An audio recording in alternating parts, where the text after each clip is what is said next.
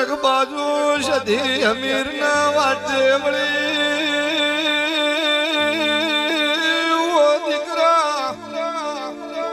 હું ચાર દાડા ગોમેત્રે જઉં છું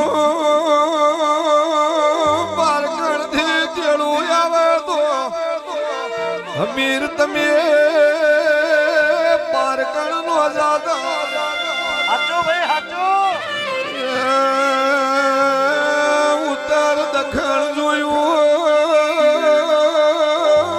ગમણો આથમણો ફર્યાયો પારકણ ભાડ્યો નથી